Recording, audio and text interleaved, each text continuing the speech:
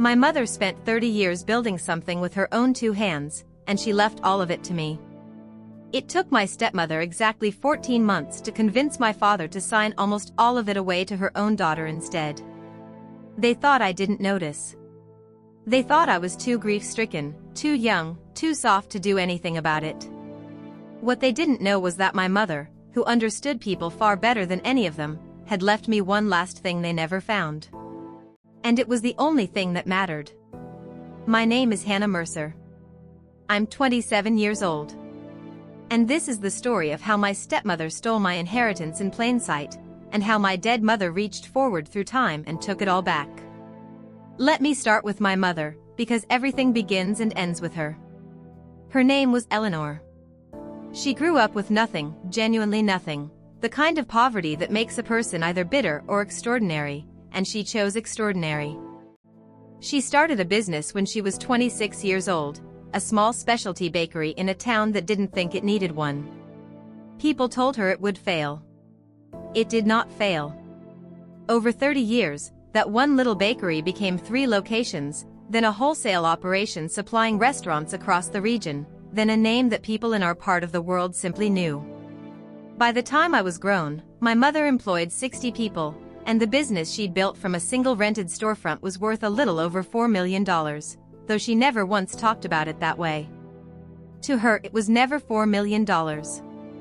It was 60 families, and a recipe her own grandmother had given her, and proof that a woman with nothing could build something that mattered. Every one of those 60 employees would have walked through fire for her, because she paid them properly and she remembered their children's names, and she had built the whole thing on the radical idea that you could be successful and decent at the same time. She raised me mostly alone. My biological father left when I was 4, and for most of my childhood it was just Eleanor and me, the two of us, in the apartment above the first bakery, the smell of bread coming up through the floorboards. She taught me everything. How to work. How to read a balance sheet by the time I was 16. How to tell the difference between people who are kind and people who are merely nice, which she always said was the most important skill a person could ever learn. Nice is easy, Hannah, she'd tell me. Nice is free. Watch what people do when being good actually costs them something. That's who they really are. I remember the exact day she drove that lesson home, because she made sure it stuck. I was about 14. A supplier had come to the bakery, a charming man, all smiles and compliments, who'd been delivering flour to us for years and was always lovely to my mother's face. That afternoon, my mother caught him short-weighting our deliveries, charging us for 50-pound sacks that came in at 46, skimming the difference, betting that a busy woman running a bakery wouldn't weigh every bag. She had been weighing them. 4 months. Quietly building a record. And when she finally sat him down and laid the numbers in front of him, he switched, in about 4 seconds, from charming to vicious, called her paranoid, called her difficult, threatened to tell every other supplier in the region that she was impossible to work with. And my mother just sat there, calm as still water, and let him rage himself out, and then she said, "I have 8 months of wait tickets, Frank. You can leave now, or you can leave after I make some phone calls. Either way, you're leaving." After he was gone, she turned to me and said, "You saw it? He was nice for 2 years. He was nice right up until being nice stopped paying him. Nice tells you nothing, Hannah. Watch what they do when it costs them." I never forgot the look on Frank's face when the smile fell off it. I would see that exact look again, years later, on a woman named Carol. I did not understand, when I was 14, how completely that one lesson would save me. When I was 23, my mother met David. And I want to be fair here, because the easy version of this story makes my father a villain, and the truth is sadder and more ordinary than that. David wasn't cruel. David was weak. He was a pleasant, agreeable, fundamentally passive man who had spent his whole life letting stronger personalities make his decisions for him, and my mother, strong, vibrant, decisive, must have seemed like a warm place to stand. She loved him. I think he loved her too, in his soft, uncommitted way. They married when I was 24. I was happy for her. She had worked her whole life, she deserved companionship. David came with a daughter from his first marriage. Brittany. She was my age, more or less, and from the very first dinner I understood that Brittany had been raised by a very different kind of mother than I had. Where I had been taught that you earn things, Brittany had been taught that you are owed things. She wasn't stupid, she was actually quite clever, but her cleverness all pointed in one direction, toward getting, with the least possible effort, whatever she wanted. My mother saw it immediately. I remember her watching Brittany across that first dinner table with the same expression she used when she was deciding whether to trust a new supplier. Polite. Warm, even. And completely unfold.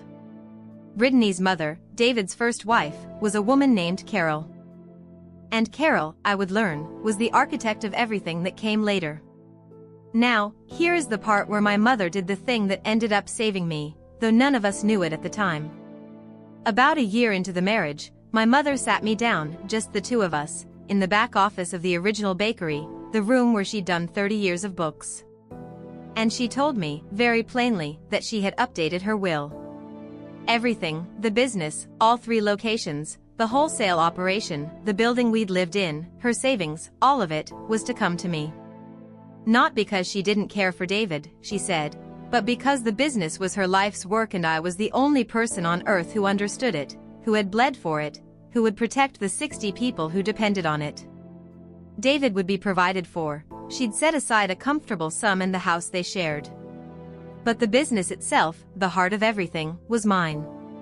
And then she said something strange. She said, "I'm telling you this in person, Hannah, because I want you to hear it from my mouth, in this room, where we've always told each other the truth. Remember that we had this conversation. Remember the date." I asked her why she was being so serious about it. She just smiled, a little sadly, and said, "Because I've learned to watch what people do when being good costs them something. And I'd rather you were prepared than surprised." She was 61 years old and perfectly healthy when she said that. 8 months later, she was diagnosed with an aggressive cancer, and 4 months after that, she was gone. 14 months, from that conversation in the back office to her funeral. I was 26 years old, and the person who had been my entire world, my mother and my teacher and my best friend, was simply gone, and the grief was a physical thing, a weight on my chest that made it hard to stand up in the mornings. And it was into that grief, that exact window, when I could barely function, that Carol moved. I need to explain how it happened, because the mechanics of it matter. They matter because this is how it always happens, to people all over the world, every single day, and most of them never see it coming until it's done. In the weeks after the funeral, Carol reappeared in my father's life. Ostensibly to support him through this difficult time. Carol and David had been divorced for over a decade, but suddenly she was there constantly, cooking for him, managing his calendar, handling the paperwork so he wouldn't have to worry about it during his grief. And David, passive David, who had never in his life pushed back against a strong woman, simply let her. He was grieving too, in his soft way, and here was someone competent and certain taking the weight off his shoulders. He didn't see a predator. He saw a helper. But I saw it. Even through my own grief, I saw it, because my mother had trained me to. I watched Carol's hand close around my father's life, one finger at a time. First the cooking. Then the calendar. Then the bank accounts, just to help him keep track. Then she moved back into the house. And then, about 10 months after my mother died, the paperwork started. There was one afternoon, about 6 months in, that I think about often. I'd stopped by the house unannounced, something I'd done my whole life, and I found Carol at my mother's desk. Not my father's desk. My mother's. The big oak desk from the back office, which David had moved to the house after she died because he couldn't bear to see it at the bakery. Carol was sitting at it, going through a drawer, and when I walked in she didn't startle or apologize. She just looked up, smiled that warm sympathetic smile, and said, "Oh, Hannah, sweetheart. I'm just trying to get all of poor David's affairs in order. There's so much to sort through." And I looked at my dead mother's desk, with this woman sitting behind it touching my mother's things, and I felt something cold settle in my stomach. Because I noticed what was in her hand. It was a folder of business documents. Not David's affairs. The bakeries. She caught me looking, and she set the folder down, unhurried, and she said, "You really shouldn't be driving all this way in your state, dear. You look exhausted. Let us handle the boring things." That word again. Us. There was no us. There was Carol, and there was the man she was steering. I drove home that night and I wrote down the date, and what she'd been holding, and what she'd said. I didn't know yet why I was writing it down. My mother's training was running ahead of my conscious mind. Watch. Keep a record. I just obeyed the instinct, the way you do when someone you trust has told you something often enough that it becomes a reflex. Here is what they did, and I'll lay it out plainly because the plainness is the horror of it. My mother's will left the business to me. But my mother's will had named my father, David, as the executor of her estate, the person responsible for carrying out her wishes. She had done that out of love and trust, never imagining what would happen. And Carol understood something about estate law that David did not, and that I, in my grief, was slow to grasp. An executor has enormous power during the period before an estate is fully settled. And a weak executor, guided by a strong hand, can do a great deal of damage before anyone thinks to stop him. Carol's plan was patient and it was clever. She didn't try to break the will directly, that would have been obvious and contestable. Instead, she went after the business through my father's role as executor. She had David, as executor, sign a series of decisions that, one at a time, looked almost reasonable, and that together amounted to theft. She had him bring in a business consultant, a friend of hers, to stabilize operations during the transition. She had him grant that consultant, and then Brittany, formal roles in the company to ensure continuity. She had him authorize the sale of one of the 3 locations to a buyer who, I would later discover, was connected to Carol, at a price well below its value.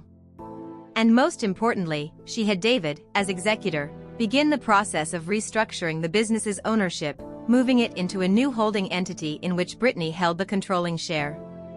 The justification, on paper, was that I was too young and too emotionally compromised by grief to run a company of this size, and that the responsible thing was to protect the family's asset by placing it under experienced management. The experienced management was Carol. The beneficiary was Brittany. And my father signed every single document they put in front of him, because Carol told him it was what was best, and David had never in his life believed he knew better than the strong woman in the room. By the time I fully understood what was happening, about 14 months after my mother's death, it was nearly done. Brittany was installed as the controlling owner of my mother's life's work. I had been reduced, on paper, to a minority stakeholder with no real power. The 60 employees who had loved my mother were being managed by a stranger Carol had brought in.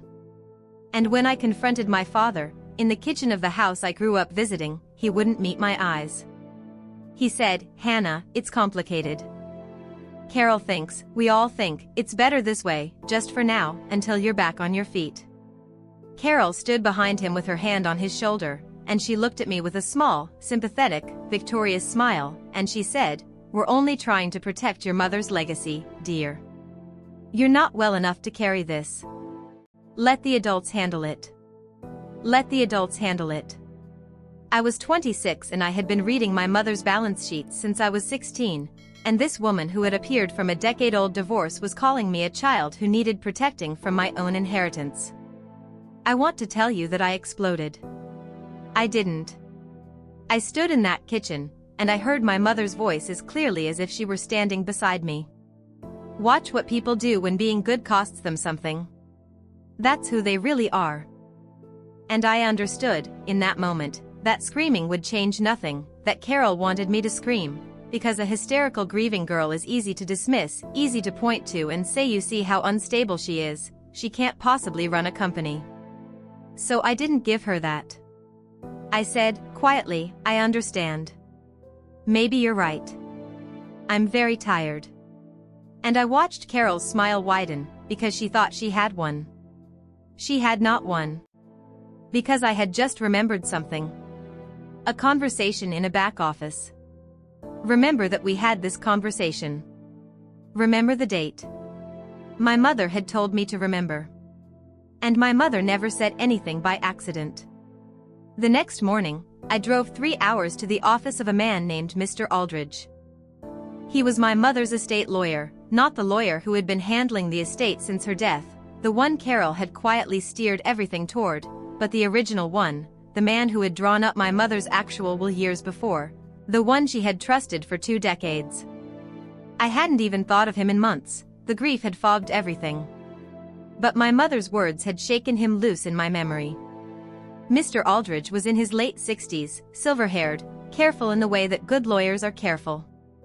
And when I sat down in his office and explained what had been happening, the consultant, the sale of the location, the restructuring, Brittany installed as controlling owner, I watched his face change. He was quiet for a long moment. And then he stood up, walked to a locked cabinet in the corner of his office, and took out a sealed envelope. "Your mother came to see me," he said, "about a year before she died. Before she was even sick. She updated her will, which you know about. But she also did something else. She left a letter and a set of documents, with explicit instructions that they were to be given to you directly, and only to you, in the event that anything about the settling of her estate seemed, and I'm quoting her words, Hannah, wrong, or rushed, or steered by someone other than my daughter. She said you would know. She said, and again I'm quoting, Hannah will know. I taught her how to watch." I opened the envelope with shaking hands. And inside was my mother, thinking 3 moves ahead, from beyond the grave. There was a letter, in her handwriting, that I will not read to you in full because some things between a mother and a daughter stay between them. But I'll tell you what it contained. It contained her absolute, documented statement of her wishes, that the business come to me, intact, and that under no circumstances was control to pass to anyone else during a period of my daughter's grief, which is exactly when the people I do not trust will make their move. She had predicted it. She had predicted Carol specifically, she named her in the letter, 14 months before it happened. There was one line I will share, because it broke me and then it steadied me, in that order. She wrote, "If you are reading this, my love, then I was right about someone, and I am so sorry that I was. But dry your eyes now. I did not leave you unprotected. I never would. Turn the page." I turned the page. And then there were the documents. My mother, it turned out, had not simply written a will and hoped for the best.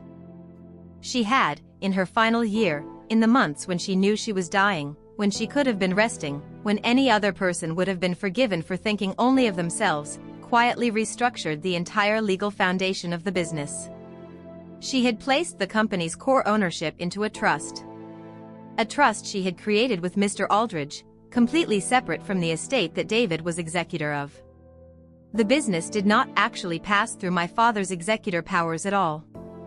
It passed directly, through the trust, to me, by a mechanism Carol had never thought to check, because she had been so focused on the will and the executor role that she never imagined the real thing had been moved somewhere else entirely. Everything Carol had done, the consultant, the restructuring, installing Brittany as controlling owner, had been done to an estate that did not actually contain the thing she was trying to steal. She had spent 14 patient, scheming months capturing an empty room, and congratulating herself the whole time.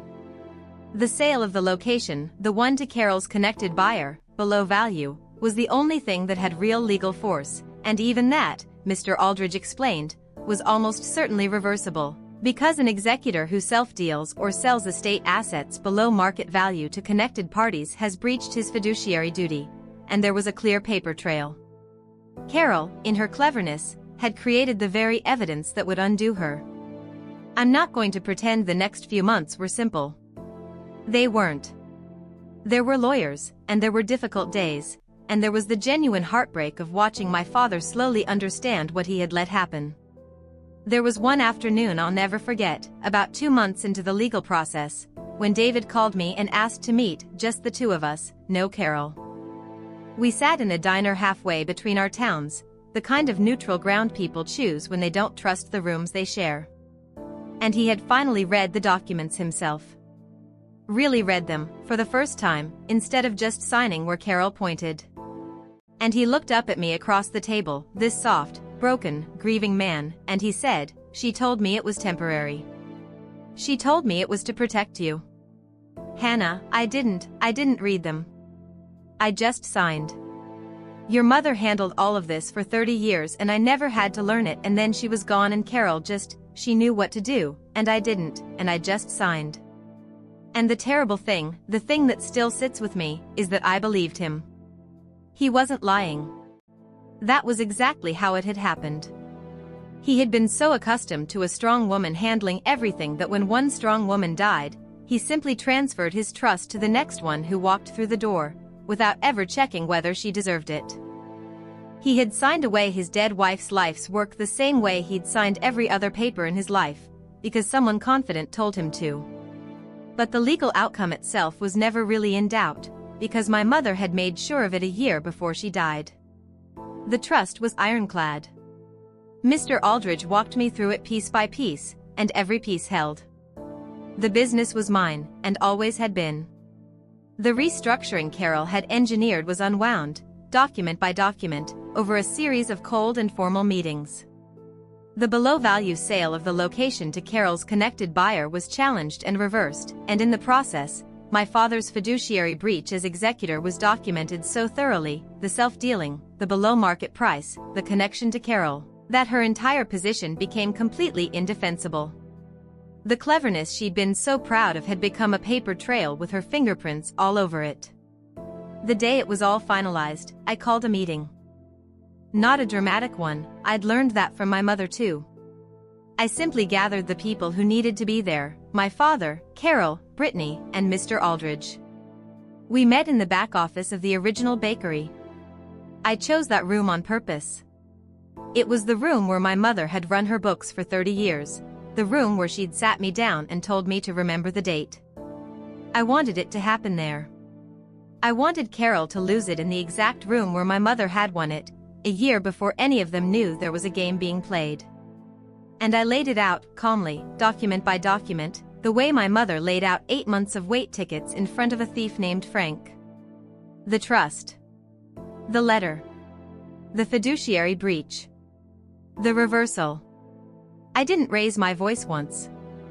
I just turned the pages and let each one land. Brittany went pale early and stopped making eye contact. My father stared at the table. And Carol watched the documents pile up with the expression of someone doing math that keeps coming out wrong, recalculating and arriving, every time, at the same impossible answer.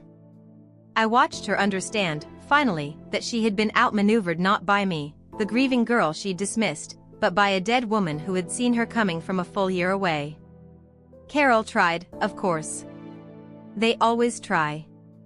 She started to say something smooth about how she'd only ever wanted to protect the family, how this was all a terrible misunderstanding, how she was hurt that I would think the worst of her. And I held up one hand, and she stopped, because there was something in my face that she recognized, the same thing, I imagine, that Frank the flower supplier had seen 20 years before. I said, Carol. My mother taught me to watch what people do when being good costs them something. I've been watching you for 14 months. So has she. And I slid my mother's letter across the table, the one that named Carol specifically, the one written a full year before any of this began. She knew exactly who you were before you ever made your move. You weren't stealing from a grieving girl. You were stealing from Eleanor Mercer. You just didn't realize she was still in the room. Carol didn't say anything after that. She read the line with her name in it, in my mother's handwriting, and the smile finally fell off her face, that exact look, the one I'd been waiting half my life to recognize. There wasn't anything left to say. Here's what happened after. Brittany was removed from the company. I did it without cruelty. She was given a fair severance, more than she was owed, because I was not going to let what they'd done turn me into them. She and Carol left together, and I have not heard from either of them since, which suits me perfectly. My father is the hardest part of this story.